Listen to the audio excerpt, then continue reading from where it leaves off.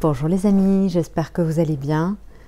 Petit setting différent, petite installation différente aujourd'hui pour une vidéo différente. Je voulais vous parler des annales akashiques. Je suis en train de faire une formation aujourd'hui et demain et donc du coup j'avais certaines choses que j'avais envie de vous partager.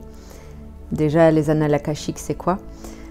Ce sont les mémoires de l'univers contenues dans un atome, entre guillemets. Il y a plein de manières d'expliquer ce que c'est, mais c'est en fait la mémoire universelle. On a accès à tout, au présent, au passé, au futur, le passé d'une âme, les vies antérieures, les vies futures, le potentiel présent, futur, les mondes subtils, d'autres planètes, d'autres univers. On peut avoir accès à toute l'existence en fait, aux plantes, aux animaux, à la connaissance, à plein de choses. Il suffit d'accéder à un état méditatif.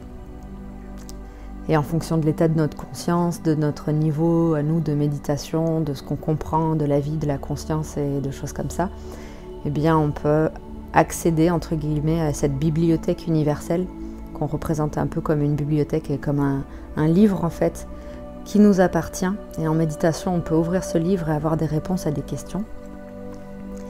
Donc on a fait ça aujourd'hui en formation, on a appris à le faire pour soi-même et demain on le fera pour quelqu'un d'autre. C'était assez perturbant aujourd'hui parce que déjà, bon, moi je commence à avoir une bonne pratique méditative, alors pas dans le sens régularité, je médite pas tous les jours, mais par contre je fais attention à faire taire mon mental au maximum quand je suis sous la douche, quand je fais la vaisselle, j'essaie de me mettre en pleine conscience et d'être présente à ce que je fais et à limiter au maximum mes pensées négatives. Alors c'est pas tout le temps la fête, hein, c'est pas tout le temps que j'y arrive, mais j'avance avec ce fonctionnement-là de plus en plus. Aujourd'hui, ce qu'on a vu dans la formation, c'était très intéressant. On a appris à monter en fait, faire monter notre conscience en vibration pour aller accéder à ces annales akashiques et cette bibliothèque. Donc c'était intéressant parce que moi qui suis pas très dans la visualisation, je vois rarement des images. Là j'ai vu un petit peu plus d'images, j'ai ressenti un peu plus de choses et j'ai senti que je me laissais davantage porter par l'expérience et non plus par mon mental qui essaie de rationaliser, d'analyser ce qui se passe et ce qu'il voit et se dire alors attends, qu'est-ce que tu vois? Est-ce que c'est une vue antérieure? Est-ce que tu vois la magie? Est-ce que tu vois une information? Est-ce que tu as la réponse à ta question? Ça c'est pas évident et c'est vrai que c'est c'est le temps qui fait qu'on apprend à lâcher prise et à être un petit peu moins dans le mental, mais plus dans la réception d'informations. Et aujourd'hui, je vous parle avec ce ton un petit peu, je me sens un petit peu très calme en fait, pas triste, mais un petit peu, parce que là, j'ai eu une expérience tout à l'heure, il y a 1 heure à peu près, la dernière où on s'est connecté pour la première fois aux annales akashiques et j'ai eu des informations. Ma question c'était que dois-je savoir par rapport au fait que je me sens très seule dans ma vie. J'ai une vie où je suis très seule et où j'avance dans toutes mes expériences personnelles, mes expériences spirituelles. J'avance seule, sans amitié, sans amoureux. Disons que mes amitiés changent très vite, les pays ont changé très vite, les intégrations de conscience ont avancé très vite. Donc aujourd'hui, que je suis rentrée en France, j'ai pas forcément beaucoup d'amis et encore moins de personnes avec qui partager ces sujets-là. Donc vous êtes mes amis, vous êtes les personnes à qui je partage ces sujets-là. J'aimerais bien le faire plus régulièrement, mais c'est vrai que c'est pas évident de se filmer et de poster. En tout cas, là, ce que j'ai vu avec cette question où je demandais pourquoi en fait je me sens aussi seule dans ma vie, ça m'a montré, quand je suis arrivée dans les annales akashiques, que j'ai ouvert les portes, ça m'a montré un enfant sur une rivière qui avait comme été abandonné, qui faisait son chemin tout seul sur la rivière et qui grandissait. Il y avait comme un jaguar tacheté avec cet enfant et c'était, de ce que je ressentais, c'était en Amazonie. En Amazonie, et il était sur une barque, il avançait, connecté à la nature, connecté au divin, connecté à son intuition. Il voyait des peuples. Mais il n'était pas forcément ami avec les gens. Il avait plutôt une vie, une existence solitaire, mais très connecté aux esprits, à la nature. Et donc, la connexion amicale, c'est un truc juste en plus, en fait. C'est nous, dans notre monde 3D, dans notre société moderne, on a nos amis, notre famille, notre chien, et c'est ça nos connexions. Alors que là-bas, en fait, C'est la connexion aux arbres, la connexion aux animaux, c'est la connexion aux esprits, aux anciens peuples, aux anciens esprits. Et du coup, c'est cette connexion-là qui est davantage privilégiée. Et alors, c'est très marrant parce que quand j'en parle comme si je connaissais. Mais en réalité, j'ai demandé pourquoi on m'a montré cette personne-là sur sa barque. Et ce que ça m'a dit, c'est que, en fait, c'est moi, cette personne, dans une vie parallèle. C'est-à-dire une vie antérieure, mais qui, en réalité, les vies antérieures, ça n'existe pas. Tout est parallèle, tout se passe simultanément dans d'autres espaces-temps de notre conscience.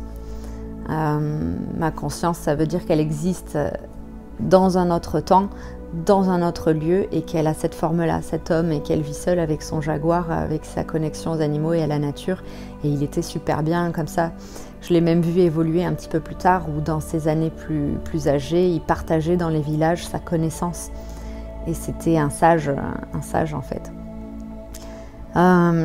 Et ce que ça m'a dit par rapport à ma vie aujourd'hui, où je me dis, mais pourquoi j'ai toujours cette forme de solitude? Eh bien, ça me disait que c'était parce que je suis un chaman, comme cet homme, et que ma vie aujourd'hui va se faire de manière assez solitaire dans la connexion au divin et dans l'évolution spirituelle. Et je me suis dit, ah merde, je suis en France, je suis pas rentrée au bon endroit, parce qu'il y a déjà qu'ici, la guérison spirituelle, on n'en parle pas, et on est même opprimé si on dit les mots guérison, santé, c'est parce que médecine et tout ça, apparemment j'ai appris aujourd'hui qu'on n'a pas le droit de dire ça en France et qu'on pourrait avoir un procès si on se dit thérapeute ou médecin de l'âme ou je sais pas quoi. Enfin, apparemment il y a un vocabulaire qu'il ne faut pas employer ici, ça je ne savais pas. Bref, la bêtise humaine quoi. Et voilà, et du coup j'ai beaucoup pleuré parce que j'ai compris que ça voulait dire que dans cette vie-ci, apparemment mon incarnation, ça va être plutôt le développement spirituel et pas forcément le développement amical comme dans une vie normale avec des amis, avec un chez-soi. Bon, en même temps, vous me direz, après avoir vécu dans 30 pays ces 10 dernières années, avoir changé autant de culture, de pays, de langue, avoir remis en question complètement ma réalité intérieure, la réalité extérieure, avoir compris qu'on est des âmes incarnées dans des corps et que l'univers ne s'arrête pas à ce qu'on voit avec nos yeux, mais qu'en réalité, il est à l'intérieur de nous et on a accès avec ces portes. On a accès à des portes multidimensionnelles depuis l'espace du cœur et on peut partir ailleurs. Alors il y a plein de gens qui connaissent ça, les voyages astraux, qui connaissent les galactiques, qui savent qu'il y a d'autres consciences, les arcturiens, les pléiadiens, les andromédiens, qu'on est entouré de tout ça, qu'on les a à l'intérieur de nous.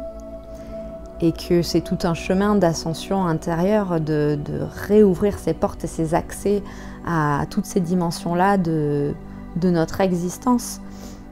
Et c'est ce chemin-là que j'ai décidé d'emprunter, d'où cette chaîne, d'où ces partages, d'où ces 2 livres sur ma vie et mon éveil spirituel. C'est dingue, parce que dès que je parle de ces sujets-là, j'ai une grosse connexion à ma joie intérieure, à ma divinité en fait. Et je me demandais toujours, mais pourquoi je vis les choses aussi seule? Et là, ça m'a dit, parce qu'en fait, tu es un chaman, et un chaman ne choisit pas sa vie. Il est l'expression de la création, c'est-à-dire qu'il laisse la vie le traverser et il exprime ce que la vie veut dire à travers lui. Donc que ça soit des esprits, que ça soit la voix de la terre-mère, que ça soit les animaux. Oula, j'en ai des larmes. Ça veut dire que c'est mon âme, ça lui parle en fait. Et que c'est une de mes raisons d'être ici. Et aujourd'hui, j'ai un petit peu enlevé une couche de l'oignon un petit peu plus et je me rends compte que ça fait partie de la suite des épisodes de ma vie. Bon, je me doutais qu'un jour j'irais au Pérou ou en Amazonie pour être un petit peu plus proche de ça, mais jamais je pensais que ça me parlerait autant comme aujourd'hui. Qu'est-ce que j'aimerais avoir une vie normale, refermer ma conscience et repartir dans un petit mode de vie comme avant. Mais en fait, c'est pas possible. C'est pas possible parce que repartir en arrière, ça fait qu'on crée de la souffrance. C'est l'expansion de l'âme et de ce qu'elle est venue faire ici qui nous apporte toute cette joie intérieure et cet alignement et ce sens de réalisation intérieure. Donc voilà, je voulais vous partager ça. Demain, je ne sais pas ce qui va se passer. Je vais apparemment essayer de lire les archives, les annales akashiques, comme on appelle à une autre personne. Donc apparemment la personne peut avoir une question sur un mal-être actuel, un blocage, sur des blessures de son enfant intérieur, qu'est-ce qu'elle doit réaliser, sa mission de vie, des choses comme ça, et nous on peut avoir accès à ça.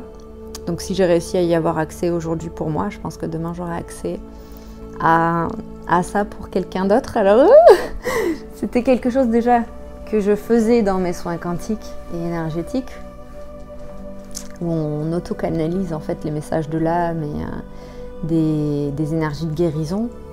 Et là, c'est une étape au-dessus où c'est moi qui vais le canaliser pour quelqu'un d'autre. Alors je ne sais pas à quoi ça va ressembler, mais je sais que plus je calme mon mental et plus je continue sur ce chemin et plus ça s'ouvre. J'ai davantage de ressentis, de mots, de sensations. Alors appelez ça médiumnité, appelez ça les canaux, appelez ça clairvoyance, clairsentience, clairconnaissance. On a parlé de ça aujourd'hui, de la clairconnaissance. C'est ça, c'est des canaux qu'on a tous apparemment. Et je me rapproche encore plus de ces compréhensions aujourd'hui. Voilà, je pense que c'était important de vous partager ça parce que je sais qu'on va être énormément de personnes ces prochains temps à faire l'expérience de ces ouvertures de canaux médiumniques. Donc on se prépare les amis, hein, on se déconditionne au maximum de l'ego et on intègre davantage de sa conscience supérieure. C'est ça que ça me dit. Parce que c'est l'avenir. Réintégrer tous les aspects de nous et pas que les aspects humains, mais aussi les aspects de la conscience et des vies passées, enfin des vies parallèles en réalité. Et bientôt, ça sera des vies cosmiques, c'est-à-dire d'autres vies galactiques qui vont nous revenir en mémoire. Moi, je sais que ça va être ça, dès que ça va avoir fait le tour de la Terre et des vies sur Terre, je pense que ça va m'amener sur d'autres vies ailleurs, un truc de ouf, quoi. Si on m'avait dit ça à la naissance ou que ma vie allait m'amener dans ça, franchement, mais je l'aurais jamais cru. Enfin, bon, sur ce les amis, je vous dis à bientôt pour un prochain épisode ou pour la suite des événements. Et n'hésitez pas à mettre un petit commentaire sur vous, vos expériences, si vous avez eu des expériences chamaniques ou si vous êtes reconnecté à certains aspects de vos vies parallèles, si vous savez qui vous êtes, à quoi vous ressemblez, à quoi ressemblent vos vies parallèles à l'heure actuelle, vos vies passées. Voilà. Je vous embrasse très fort et je vous dis à bientôt pour une prochaine vidéo.